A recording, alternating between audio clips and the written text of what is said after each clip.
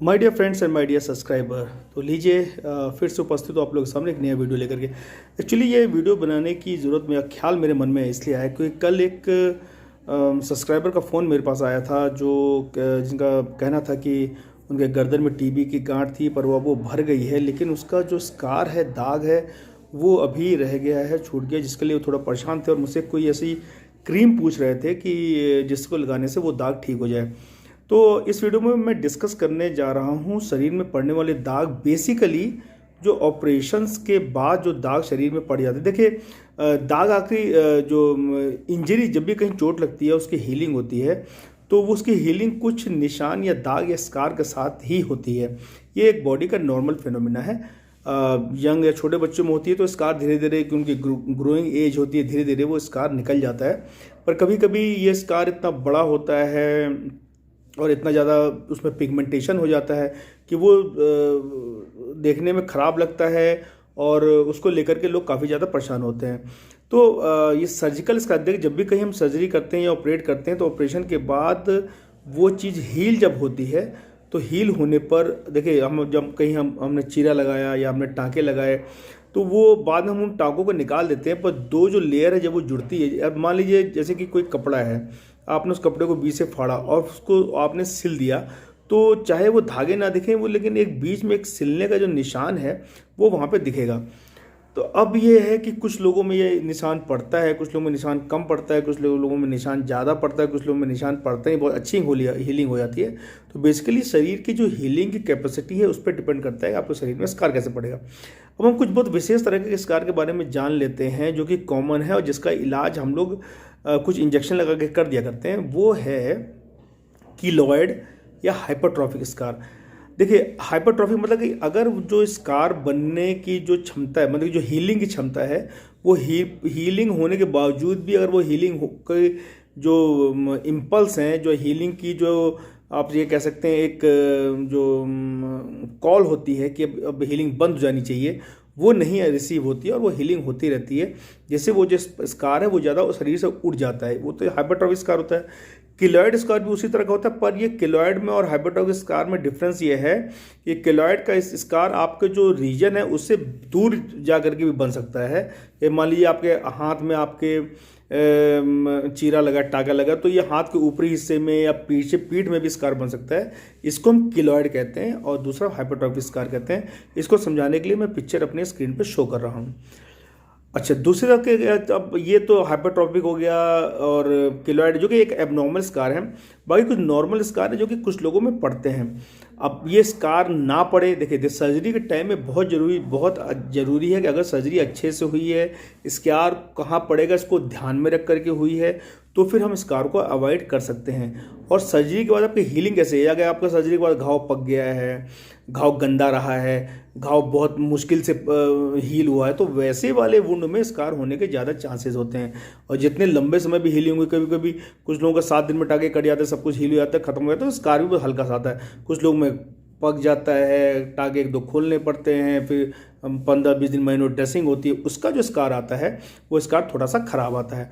उसी तरह जो जले का स्कार जो आता है, जिससे कि बाद में जो कॉन्ट्रैक्चर, जो खिंचाव आ जाती है, स्किन आपस सिकुड़ने लगती है, कॉन्ट्रैक्चर स्कार्स होते हैं, वो भी बहुत ज़्यादा खराब तरह के स्कार्स होते हैं। फिर जो डिलीवरी के बाद पेट में स्कार पड़ जाते हैं, वो जो स्ट्रेच मार्क्स जिसको कहते हैं, वो भी स्कार है। फीमेल उसको लेके भी बहुत परेशान रहती है कि भाई ये स्कार अब हटना चाहिए और ये ख़राब लगता है। तो मैं आज आपको इस वीडियो के माध्यम से कुछ टेक्निक्स बताऊंगा, और कुछ तो देखिए घरेलू इलाज से आपका ठीक हो सकता है, कुछ में आपको सर्जरी या तो फिर आपको डर्मेटोलॉजिस्ट से मिलना पड़ेगा अपने वो स्कार को ठीक कराने के लिए। अब पहले हम बात करते हैं किलॉइड या हाइपरट्रॉफिक स्कार। देखिए जो किलॉइड हाइपरट्रॉफिक स्कार है, इसके लिए हम जो इंजेक्शन यूज़ करते हैं वो है इंजेक्शन है केनाकॉर्ड और हाइलेज। ये दो को हम मिला करके, इंजेक्शन को इन दोनों को मिला करके हम उस स्कार वाले रीजन में और उसके आसपास लगा देते हैं। तो ये जो है उस हाइपरट्रॉफिक स्कार को और जो किलॉइड है इसको वो ढीला कर देता है और धीरे धीरे करके इसको भी वो समाप्त कर देता है।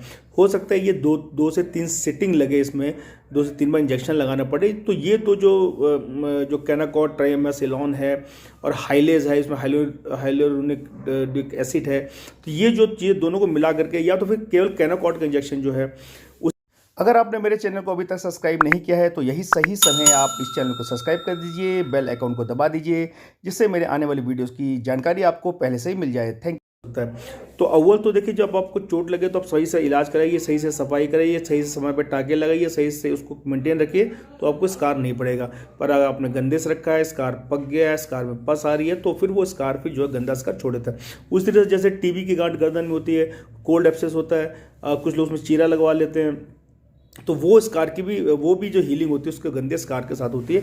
जैसा कि मैंने बताया, एक पेशेंट का मेरे पास कल कॉल आया था, तो वो उसके को लेकर परेशान थे। अब ये स्कार हटाने के ऑप्शंस क्या क्या हैं? कुछ तो देखिए मार्केट में क्रीम अवेलेबल हैं, कुछ के नाम मैं बता देता हूँ आपको, जैसे मेडर्मा क्रीम है, स्कार नील है, नो स्कार, इस तरह की क्रीम है, और भी बहुत सारी क्रीम आपको बाजार में मिल जाएगी। वो क्रीम आप अगर आप 2 4 6 महीने लगाते हैं लगातार, तो फिर वो स्कार धीरे धीरे लूज़ होकर के वो स्कार धीरे धीरे ख़त्म हो जाता है। उसी तरह से स्ट्रेस ने जो प्रेगनेंसी वाले स्कार होते हैं, ये भी मेडर्मा या तो स्कार नील है, ये स्ट्रेचनिल है, ये सब जो क्रीम है इसको लगाने से धीरे धीरे ठीक हो जाते हैं। तो ये तो जो है कुछ केमिकल फार्मूला है। घर में आप जो एलोवेरा का जो जेल आता है, या एलोवेरा का जेल, आप एलोवेरा प्लांट सब जेल खुद निकाल सकते हैं, उसको भी स्कार में रखिए, तो उसको एक अच्छा सा हाइड्रेशन मिलेगा उस स्कार को, और उस स्कार के हीलिंग में धीरे धीरे करके वो चीज़ चली जाएगी। बेसिकली हम स्कार के लिए परेशान होते हैं, जो कि ओपन एरिया में होता है, फेस पे होता है, गले में होता है, एक्सपोज हाथ में होता है, तो वो आप एलोवेरा जेल लगाते रहेंगे, आप घरेलू इलाज है, तो फिर वो भी धीरे धीरे करके वो स्कार, मैंने देखा है कि वो स्कार भी धीरे धीरे करके चला जाता है। और एरिया की साफ सफाई रखनी बहुत ज़रूरी है। और ये उसके बाद अब मान लीजिए उसके बाद भी नहीं जा रहा है स्कार, तो फिर उसके लिए क्या कर सकते हैं? उसके लिए फिर आप अपने डर्मेटोलॉजिस्ट से मिल सकते हैं। जो डर्मा एब्रेजन एक टेक्निक होती है, जैसे कि एब्रेजन मतलब छील देना, तो जो स्कार वाले है उसको ऊपर वाले की उनको मशीनें होती है जिससे वो छील देते हैं। डर्मा एब्रेजन जो ओपीडी में ही हो जाता है, ज़्यादा एडमिट करने की कोई जरूरत नहीं पड़ती है, वो अपने हिसाब से थोड़ा सा लोकल एनेस्थीसिया लगा कर डर्मा एब्रेजन की मशीनें आती हैं, उससे वो स्कार को छील देते हैं, धीरे धीरे 3 4 सीटिंग में छील करके उसको लूज़ करके हल्का कर देते हैं और उसको निकाल देते हैं। उसके बाद कुछ होता है जो उसका जो कि लेज़र से जो भी ठीक हो जाता है, जैसे आप टैटू रिमूव करते हैं, उसी तरह लेज़र विधि से, इसके लिए भी आप डर्मेटोलॉजिस्ट से मिल सकते हैं, जो स्किन स्पेशलिस्ट उनसे मिल सकते हैं। वो लेज़र की मशीन से वो स्कार को धीरे धीरे करके 2 3 सीटिंग में उस स्कार को हटा सकते हैं।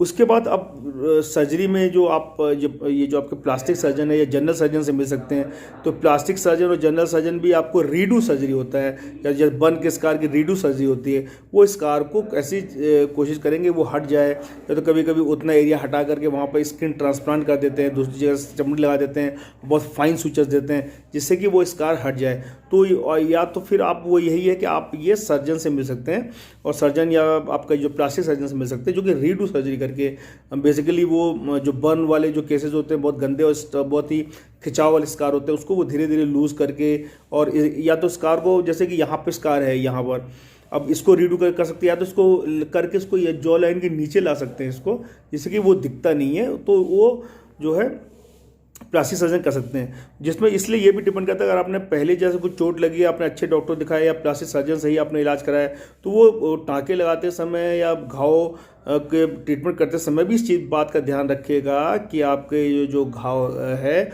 उसका बाद में स्कार ठीक ना पड़े। ज़्यादातर हम लोग देखते हैं, बहुत लोग जो फर्स्ट अप्रोच में बहुत ज़्यादा कैजुअल होते हैं, जिस भी धागे से सिल दिया, जिस भी प्रॉपर हाइजीन मेंटेन नहीं की, जैसे कि घाव पक गया, ये पके वाले घाव में फिर स्कार बन जाता है, जो कि जाने में बहुत ज़्यादा दिक्कत होती है। तो उस चीज़ से आप जो है अपने आप को हटा से कर सकते हैं। तो ये मैंने इस वीडियो के माध्यम से बताने की कोशिश की है आप लोगों को कि ये स्कार है, तो ऑफकोर्स जो एक्सपोज एरिया में होता है बहुत ज़्यादा ख़राब लगता है, तो ये टेक्निक्स हैं कुछ जिसका इस्तेमाल करके हम अपने स्कार से छुटकारा पा सकते हैं। ज़्यादा तो यही पूछते भाई कोई हमें क्रीम बता दो, देखिए क्रीम भी बहुत लॉन्ग टाइम में आपको लगानी पड़ेगी और बहुत ज़्यादा फेक है, हाँ जिसका लूज जरूर हो जाएगा और बहुत फेड हो जाएगा, ये पूरी तरीके से चला भी जाता है पर उसमें थोड़ा सा समय लगता है। तो अगर कुछ लोग चाहते हैं तो फिर वो ये जो क्रीम्स अवेलेबल हैं, जो मैंने 2 के नाम भी बताए, इसका भी आप यूज़ कर सकते हैं। अगर आप चाहते हैं इमीडिएट मिल जाए, जब किसी को बहुत अर्जेंसी है कि जल्दी से ये स्कार ठीक हो जाए, तो उसके लिए आप लेज़र का इस्तेमाल करा सकते हैं, डर्मा एब्रेजन टेक्निक का इस्तेमाल करा सकते हैं, किलॉइड हाइपरट्रॉफी के लिए मैंने बताया कि कैनाकॉर्ड का या और हाइलेस की जो इंजेक्शन आता है वो भी 2-3 सीटिंग में लगवा सकते हैं, जिससे कि भी वो धीरे धीरे स्कार करके चला जाता है, वो ठीक हो जाता है। तो उम्मीद करता हूँ आपको मेरा ये वीडियो पसंद आया होगा। प्लीज़ मेरे चैनल को सब्सक्राइब करते रहिए, आपका बहुत सारा प्यार मुझे मिल रहा है, आगे भी इसी प्यार की इच्छा है कि आप लोग मुझे प्यार देते रहेंगे। आपका सब्सक्रिप्शन ही मेरा मोटिवेशन है, ये मैं आपसे बार बार कहता हूँ। तो प्लीज़ मेरे चैनल को सब्सक्राइब करना मत भूलिए, और मैं इसी तरह से वीडियो लेकर के आप लोग के लिए आता रहूँगा, मेडिकल संबंधी जानकारी लेके आप लोग आता रहूँगा, जिससे कि आप लोग फ़ायदा हो सके।